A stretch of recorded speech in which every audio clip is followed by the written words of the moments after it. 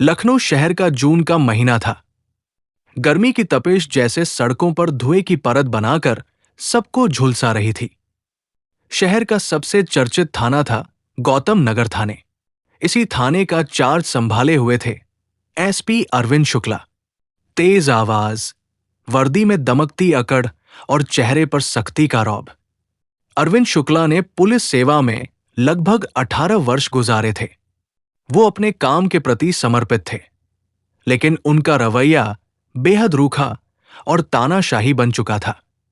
उन्हें वर्दी का सम्मान पता था, पर शायद अब वो सम्मान घमंड में बदल चुका था। थाना परिसर में कोई सीधा आम नागरिक आता तो उससे बात करने की बजाय दुत्कार मिलती। अफसरों से लेकर छोटे सिपाही तक सब उनकी कठोरता से खौफ खाते थे। रामसेवक त्रिपाठी, एक 72 वर्षीय वरिष्ठ अधिवक्ता, जिन्होंने न्यायपालिका में 4 दशक सेवा दी थी। अब वो रिटायर्ड थे, पर स्थानीय मामलों में सक्रिय रहते थे। एक दिन उनके एक पड़ोसी को एक झूठे केस में फंसाया गया, चोरी का केस, जिसमें सबूतों की कमी थी। रामसेवक खुद अपने पड़ोसी की पैरवी के लिए एसपी अरविंद के पास पहुंचे। थाने में उन्हें 2 घंटे इंतजार कराया गया। बाहर गर्मी, भीतर अधिकारियों की बेरुखी। आखिरकार जब बुलाया गया तो अरविंद शुक्ला ने उन्हें बैठे बैठे ऊपर से नीचे तक देखा और बोले, कहिए, आप कौन हो और किससे मिलने आए हो? रामसेवक विनम्रता से बोले, मैं रामसेवक त्रिपाठी हूं, एक मामले में बात करनी थी। अरविंद खींचते हुए बोले, यहां कोई कोर्ट नहीं है और आप लोग रिटायर हो चुके हैं। अब समाज सेवा से रिटायर हो जाइए। बहुत भीड़ है पहले ही। उनके सुर में ताना और तुच्छता थी। थाने में मौजूद अन्य लोग स्तब्ध रह गए। थाने में लगे सीसीटीवी कैमरों ने यह सब रिकॉर्ड कर लिया। वीडियो लीक हुआ और एक पुलिस कांस्टेबल ने उसे सोशल मीडिया पर डाल दिया। वीडियो वायरल हुआ, बुजुर्ग अधिवक्ता से एसपी की बदसलूकी नाम से। चैनल्स पर बहस होने लगी। फेसबुक, ट्विटर, यूट्यूब पर लोग गरजने लगे। और सबसे अहम बात, वीडियो पहुंचा न्यायपालिका तक। लखनऊ हाईकोर्ट के सीनियर जस्टिस आदित्यनाथ त्रिपाठी ने स्वतः संज्ञान लिया। कोर्ट ने एसपी अरविंद शुक्ला को नोटिस भेजा। स्वतः संज्ञान के तहत अगली सुनवाई पर अदालत में व्यक्तिगत रूप से उपस्थित हो। अरविंद को लगा ये तो रूटीन नोटिस होगा। वे अब भी अपने रौब में थे।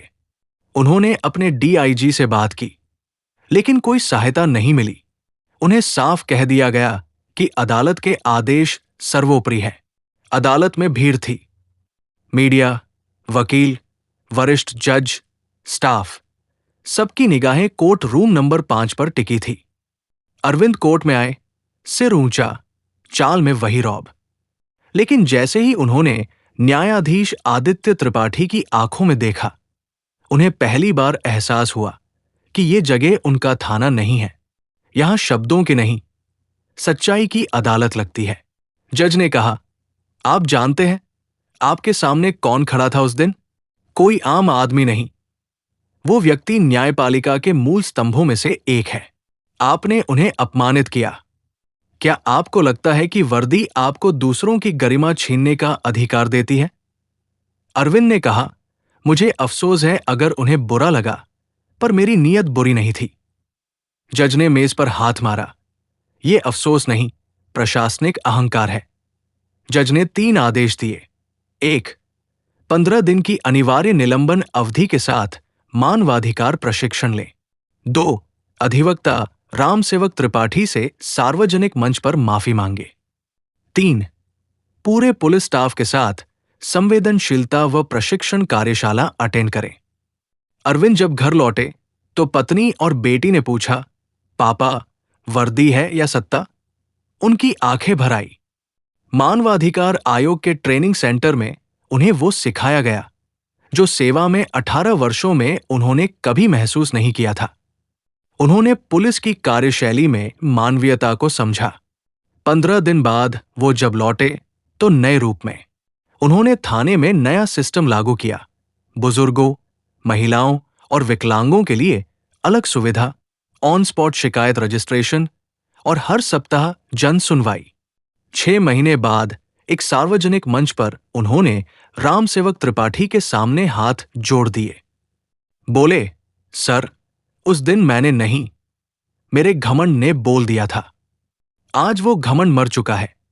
राम सेवक मुस्कराए और बोले, वर्दी पहनने वाला अगर सच्चा हो जाए तो पूरा देश सुरक्षित हो जाता है।